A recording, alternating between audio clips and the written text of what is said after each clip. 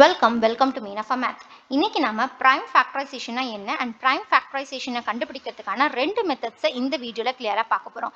Before that prime நம்பர்ஸை பற்றி தெரிஞ்சுக்கிறதுக்கு ஃபேக்டர்ஸ் பற்றி தெரிஞ்சுக்கிறதுக்கு மேலே கார்ட் அண்ட் டிஸ்கிரிப்ஷனில் லிங்க் கொடுத்துருக்கேன், மறக்காமல் செக் பண்ணி பாருங்கள். நான் வாங்க வீடியோக்குள்ளே போகலாம். ப்ரைம் ஃபேக்டரைசேஷனா என்னன்னு தெரிஞ்சுக்கலாம். So prime factorization is the process of writing a number as a product of prime numbers. Prime numbers are the numbers that have only two factors, 1 and the number itself. That is என்ன சொல்ல வராங்கன்னா prime factorization அப்படின்றது ஒரு குறிப்பிட்ட நம்பரை product of prime numbers-ஆ எழுதுறது. ஒவ்வொரு prime நம்பருக்கும் ரெண்டு ஃபேக்டர்ஸ் தான் இருக்கும். ஃபர்ஸ்ட் ஃபேக்டர் 1 ஆகும், second factor the same prime number ஆகும் இருக்கும். ஒரு சின்ன எக்ஸாம்பிள் மூலமா கிளியரா கண்டுபிடிக்கலாம். ஃபைண்ட் prime factors of 30 அப்படின்றது கொடுத்திருக்காங்க. ஸோ கிளியர்லி 30ன்ற நம்பரை நம்ம வந்து 5 டைம்ஸ் ஆஃப் 6 அப்படின்னு சொல்லி நம்மளால எழுத முடியும். ஸோ இங்க 6ன்ற number it's not a prime number, that is a composite number அப்படின்னு நமக்கு கிளியரா தெரியும். ஸோ என்ன பண்றேன், 6க்கு again நம்ம வந்து ஃபேக்டரைஸ் பண்றோம். ஸோ 6 again ஃபேக்டரைஸ் பண்ணும்போது it can be written as 2 times of 3. So clearly இங்க 2 and 3 ரெண்டுமே வந்து prime numbers-ஆ இருக்கிறதுனால 30 can be written as 5 times of 2 times of 3. So clearly 5, 2 and 3 are the prime factors of 30 அப்படின்னு சொல்லலாம். So clearly எந்த ஒரு நம்பரோட prime factorizationன்றது அந்த நம்பரை product of primes-ஆ represent பண்றது தான். ஓகே, now prime factorization-ஐ கண்டுபிடிக்க என்னென்ன மெத்தட்ஸ் இருக்குன்னு தெரிஞ்சுக்கலாம் வாங்க. So methods of prime factorization பார்த்தீங்கன்னா the most common methods that are used for prime factorization are given below. The number one is prime factorization by factor tree method and prime factorization by division method.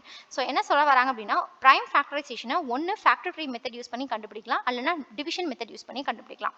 First factor tree method use பண்ணி எப்படி கண்டுபிடிக்கிறதுன்னு பார்க்கலாம் வாங்க. So prime factorization by factor tree method. So clearly in the factor tree method the factors of a number are found and then those numbers are further factorized until we reach the prime numbers.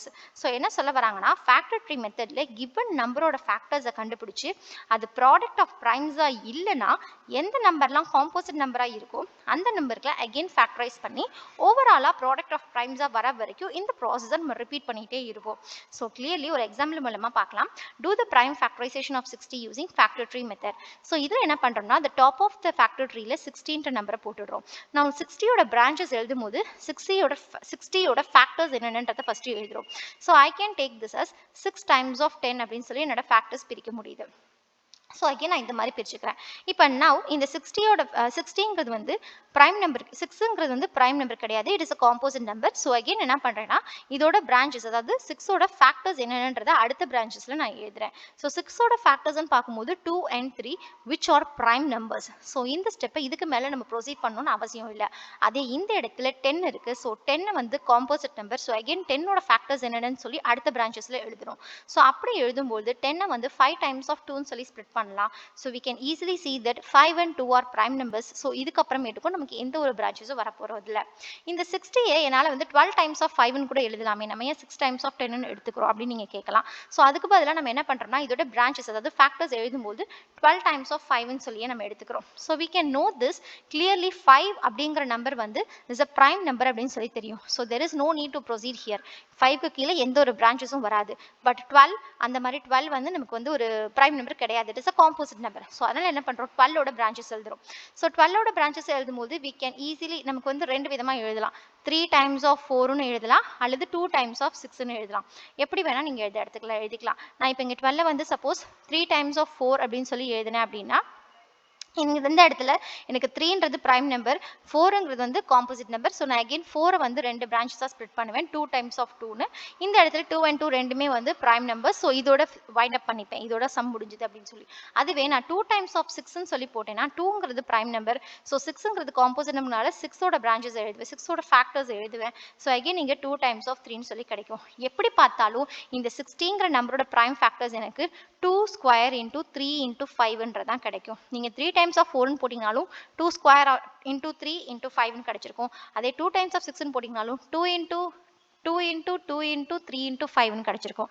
So clearly factor tree method use பண்ணி prime factorisation of 60 எப்படி கண்டுபிடிக்கிறதுன்னு பார்த்தோம். Hope உங்களுக்கு புரிஞ்சிருக்கும்னு நம்புறேன். So now நம்ம அடுத்து என்ன பார்க்க போகிறோம் அப்படின்னா டிவிஷன் மெத்தட் யூஸ் பண்ணி ப்ரைம் ஃபேக்டரைசேஷன் எப்படி கண்டுபிடிக்கிறது அப்படின்னு சொல்லி பார்க்க போகிறோம். So the division method can also be used to find the prime factors of a large number by dividing the number by prime numbers. ஸோ என்ன சொல்ல வராங்கன்றதை நான் கிளியராக சொல்கிறேன். ஒரு பெரிய நம்பரோட ப்ரைம் ஃபேக்டரைசேஷன் கண்டுபிடிக்க நமக்கு தெரிஞ்ச ப்ரைம் நம்பர் எடுத்துக்கணும்.